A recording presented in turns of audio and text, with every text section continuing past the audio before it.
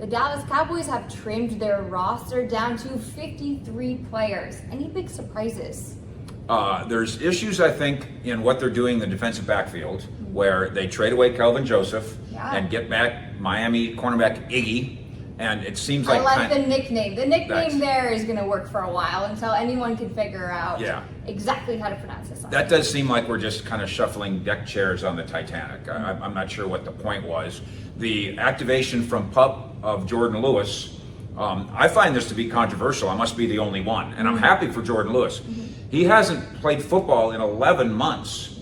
And all of a sudden, the horrible, awful foot injury that had him still in a boot and a cast in April, now all of a sudden he's going to play against the Giants. I'm a little dubious there. And then what they're doing at safety, where they got a bunch of guys who can play, but they're asking them to do more than just play. They're asking safeties to play linebacker. They're asking safeties to play cornerback. They're asking safeties to play defensive end. I'm a little concerned that they'll be overburdened there. So the secondary situation jumps out to me. Offensive line, they're going to be short to start the season as of today. Now, they're going to move this guy to PUP. They're going to bring this guy off here. They're going to move, and they're going to end up signing somebody else, I think. Somebody in the NFL who they like. Probably not a trade, more like a signing. The first 5 guys are awfully stout. Yeah, wow. There's no problem with them. One of the best lines probably in the country. I think so too. And if you have a healthy Tyron Smith, and they do, and you have Zach Martin still in his prime, and he is, your offensive line is going to be good. But the body juggling there is something to watch. And then certainly the quarterback situation, where Dak Prescott and the Texas Coast offense, that thing is rolling fine. Cooper Rush is the number 2 quarterback. What this organization needs to make sure they do with Trey Lance, who we've had a nice visit with. Yeah, he had his first padded practice here today. You could see him getting some instruction from head coach Mike McCarthy. Absolutely. That was interesting. And a lot of it from Dak. And in our discussion with him, he did point out, I'm only going to talk to Dak so much before I get out of his way and let him do his Giants thing. But what this organization does not need with Trey Lance is for all the white noise and all the baloney and all the, it has something to do with Dak's contract and, he's going to be better than Cooper Rush. He's not better than anybody. He's the 3rd string quarterback. And he might as well take the view that he's fighting uphill, upstream to even get there. He's accomplished nothing. And so those are 3 certainly headline grabbing issues. Is the secondary really going to be ready for the Giants?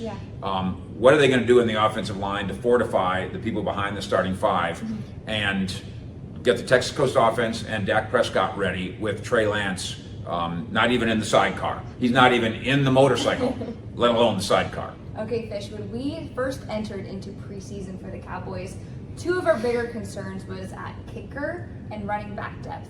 Now that we have the 53-man roster, how do you feel about those 2 positions? They have in the past, when they cut down to 53, cut the kicker and then just brought him back later.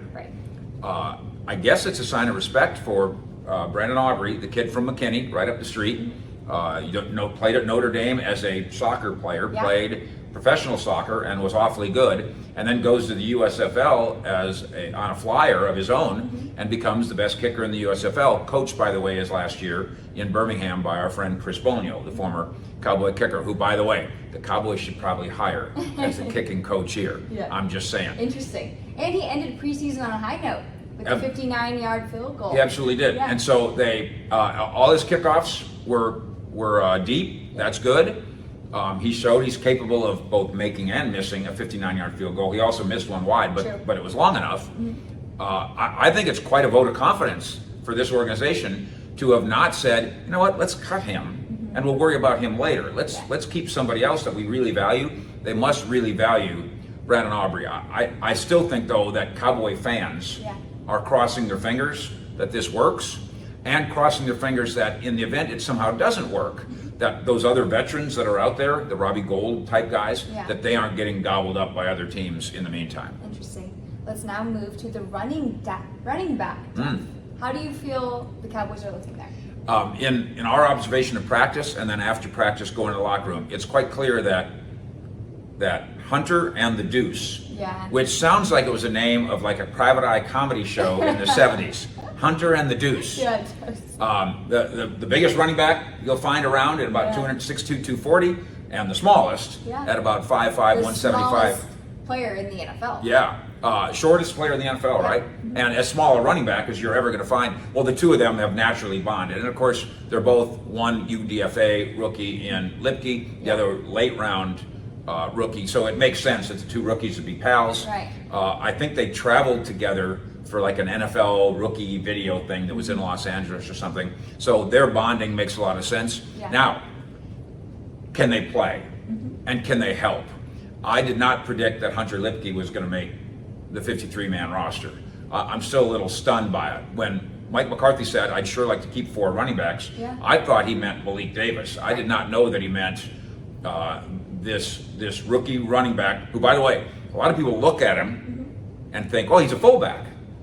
But in college, he was a tailback. He was a ball carrier and caught passes and did all kinds of things. So can he be the 4th string tight end here, 5th string tight end? Can he be an H-back? Can he be a short yardage guy? Does he play special teams? All those things are still to be determined on Hunter Lipke. And I say this with subtlety. You look at him and you're making a mistake if you think, oh, he's Daryl Johnston, or he's Peyton Hillis, or he's Mike Allstott. And I'll say no more. You can't just look at him in a picture and say, oh, he looks just like. Now, John Kuhn is the former fullback in Green Bay who did a lot of things for Mike McCarthy. I can see that as maybe a McCarthy-related vision. And then, of course, a guy that you've spoken a lot to, Little Deuce Coupe. Who also more than meets the eye with Deuce Vaughn. Very much so. Exclusive chat I had with him. He told me about a hobby that he has off the field. He really likes to draw. He's artistic. He has artistic skills. And he actually picked up the drawing because his dad draws, who also works here for the Cowboys as a scout, and his sister. So he draws football players in his spare time. Okay, you know I can do that. I do know. Maybe we need to have a draw-off. Maybe you should set that up. There we go. The question with Deuce, of course, he's established what he can do so far as preseason. Now, we get to New York. Under what circumstances do you use him? When does Tony Pollard come out of the game, who's electric in the way he runs, and Deuce goes in? On what down and distance and circumstance do you go, we trust Deuce so much that we're going to put him in instead of Rico, who's more of a power back, obviously. I think Deuce has established so far so good what the Cowboys said on draft day. He has been a running back, a real live running back his whole life.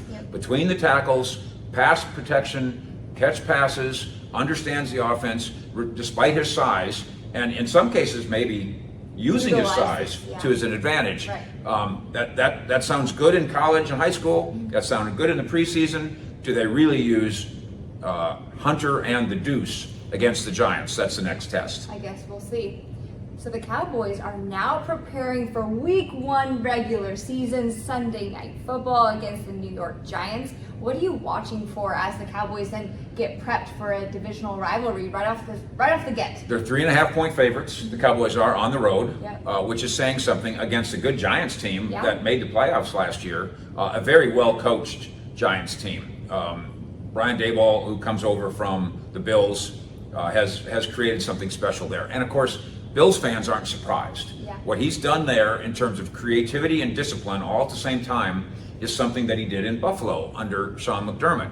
It's something that Patriots fans are probably cringing about because the previous head coach there was Joe Judge. And with all due respect to Joe Judge, and I don't say this very often, I'm just a broken down old sports writer, but the other people who were involved with the Giants, numerous ones, trying to work with Joe Judge when he was the head coach, simply said he was overwhelmed. He was not capable of doing that job. Of course, then he goes to New England and he's not capable of being an offensive coordinator either. This is a special teams coach at best. So the Patriots have now put Joe Judge where he belongs. The Giants have a head coach who can coach, and the Cowboys have a challenge here, except here's the good news for Dallas. As it relates to the Giants, and you're right, you want to get off on the good foot. Dak Prescott said you want a hot start. Prime time, Sunday Night Football in New York. Put the Giants in their place, get a win in the division on the road.